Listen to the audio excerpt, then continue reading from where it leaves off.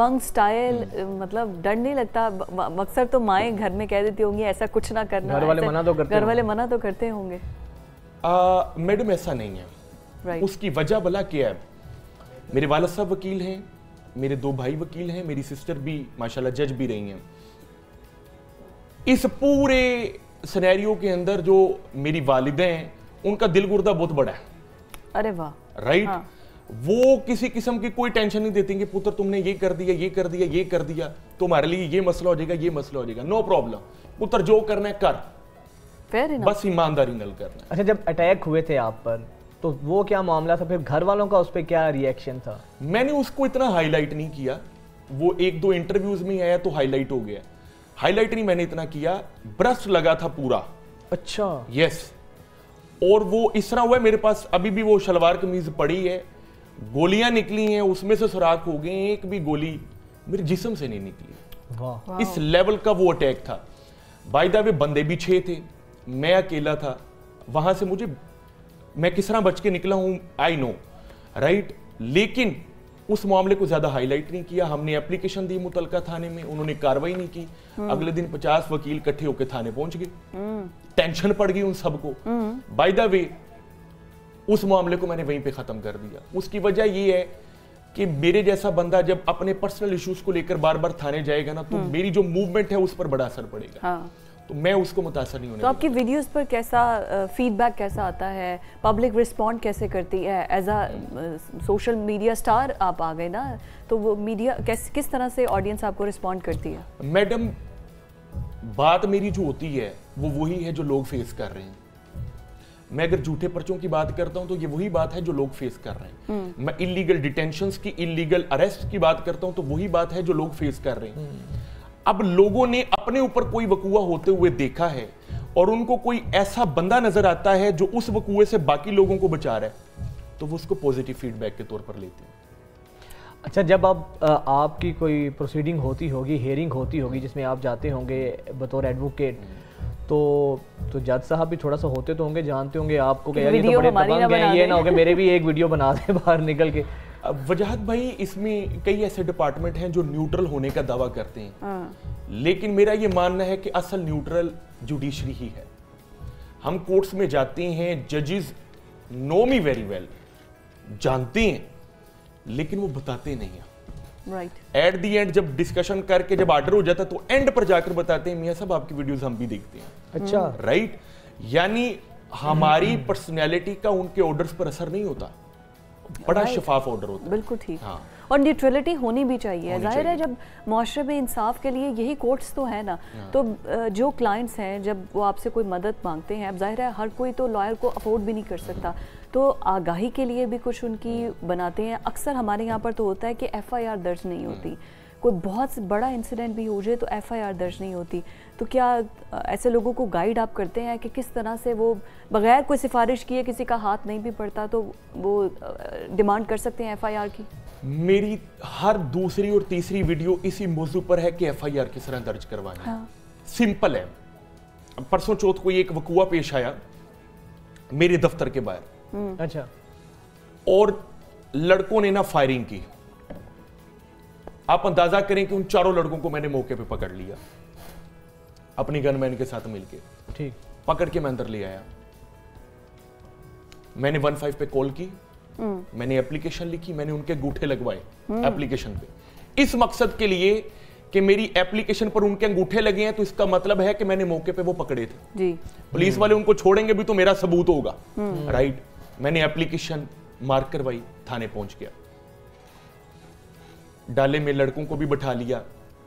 मैंने कहा जी आपने फायरिंग की है, अब आपको इसका मजा तो चखना पड़ेगा। हाँ। राइट। आप मोहल्ले के 2 नंबर गुंडे बने हुए हैं। अब हुआ ये कि मुझे पूरे इलाके से काले आना शुरू हो गई। मतीन भाई, ऐ साडा पुत्र है, ताड़ी मेहरबानी इनू छाड़ दो, ऐ साडा पुत्र है, ताड़ी मेहरबानी इनू छाड़ दो।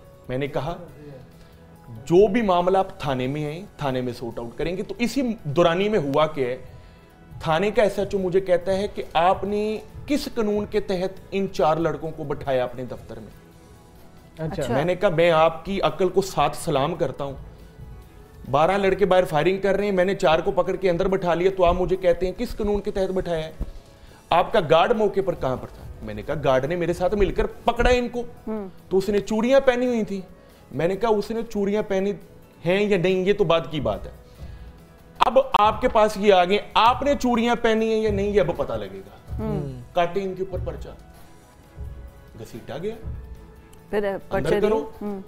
फिर वो लड़के थे छोटे छोटे, 16-17 साल के, 15 साल के। मैं नहीं चाहता था FIR का कलंक उनके ऊपर लगे, अंडर एज के, माइनर से। उसकी वजह ये है कि उनके वालिदैन बड़े मासूम थे। अगर एक मर्तबा उनके ऊपर पर्चा हो जाता, उसके बाद उनके वालिदैन ने किस तरह घसीटियां खानी थी अगले 2 साल, वो एक अलग परेशानी थी। क्रिमिनल रिकॉर्ड में भी आ जाता है, करियर सारा दांव पे लग जाता है। तो उनको मैंने मौके पर माफ कर दिया। अब मामला ये है कि मैंने, आपका सवाल ये था कि पर्चा कटता है कि नहीं, और फिर एक पर्चा कटने के साथ साथ ये होता है कि कौन सी क्लॉज, कौन सी दफात बीच में आए, क्योंकि अक्सर ऐसा होता है कि पुलिस वाले हल्की फुल्की सी कोई दफात लगा के जिसके इजीली जमानत भी हो जाती है, तो वो क्योंकि हमें पता ही नहीं है कि किस चीज़ की कौन सी दफात है, FIR को स्ट्रॉन्ग कैसे बनाना है, ज़िम्नियाँ कैसे पुर होनी है, ये बड़ी चीज़ें होती हैं, कॉम्प्लिकेशंस हैं। मैडम फिजा, पहला तो जो पिछला सवाल है मैं उसको कंप्लीट कर लूँ। पर्चा काटने के वाले से SHO साहब को मैंने बताया, SHO साहब ये पर्चा IG भी नहीं रोक सकता, and you know very well. उसकी वजह वो जानते हैं कि अगर वो पर्चा रोकने की कोशिश करेंगे, एक लड़के का सर भी फटा था, उसकी MLC भी मेरे पास पड़ी थी, मैं अगले दिन कोर्ट में चले जाऊंगा। 22A-22B CRPC की 2 सेक्शंस हैं जिसके तहत जस्टिस ऑफ पीस के पास इख्तियार है कि जो पर्चा थानेदार नहीं काटता उसको डायरेक्शंस पास कर दी जाए पर्चे। नहीं पर्चा होता मैं कंप्लायंस में चले जाता, नहीं होता मैं इस्तिगासे में चले जाता। मेरे पास हंड्रेड्स ऑफ राइट्स हैं अपना पर्चा कटवाने की, because you know that. Right. दूसरे नंबर पे बात आ गई पर्चे को मजबूत बनाने की। पर्चे को मजबूत बनाने का सिर्फ एक ही रास्ता है, और वो रास्ता है कि जो वकूआ पेश आया बिल्कुल आपने उस तरह बताना है। आप अंदर अपना झूठ, फरेब, सच को माउल्ड करने की कोशिश करेंगे किसी भी तरीके से, उसका नुकसान आपके पर्चे को। अच्छा अब्दुल मतीन, ये बताइएगा, अक्सर ऐसा होता है, ये नेचुरल है, जब आपको थोड़ी सी पावर या इख्तियार मिलता है, या थोड़ा सा आपको फेम मिलता है, तो उसका इंसान कहीं ना कहीं गलत फ़ायदा भी उठाता है, कहीं ना कहीं मिसयूज़ भी हो जाता है, इंटेंशनली कहें या अनइंटेंशनली कहें।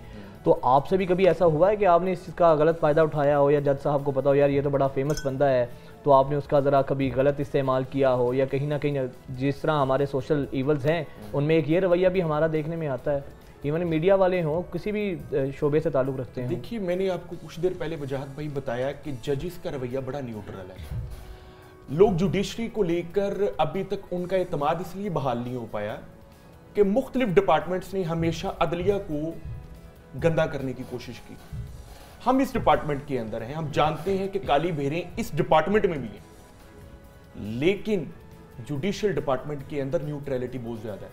तो मैं जितना मर्जी फेम ले लूं, जब मैंने कोर्ट में जाना है तो मैंने आर्ग्यूमेंट्स करने हैं, मेरे आर्ग्यूमेंट्स में दम होगा, एब्सोल्युटली, मेरे सर्कमस्टांसेस में दम होगा तो मुझे रिलीफ मिलेगा, वरना दुनिया का कोई माई का लाल मुझे रिलीफ, हाँ वक्ती तौर पे हो सकता है कोई अंडर प्रेशर होकर मेरे हक में कोई छोटा सा रिलीफ दे भी दे, लेकिन अगली पार्टी अपील में चले जाएगी, जजमेंट अपील में चले जाएगा जब केस, तो उसके बाद दूसरा जज आ गया, बड़ा जज आ गया, हर जगह आपका ये काम नहीं है। तो आगे बार में कोई इलेक्शन वगैरह लड़ने का कोई इरादा है? नहीं, बिल्कुल नहीं है, फिलहाल तो बिल्कुल नहीं। मतलब इसी मूवमेंट पे फोकस करेंगे आप अपनी? मेरा फोकस ही सर वजाहत भाई इस मूवमेंट के ऊपर है।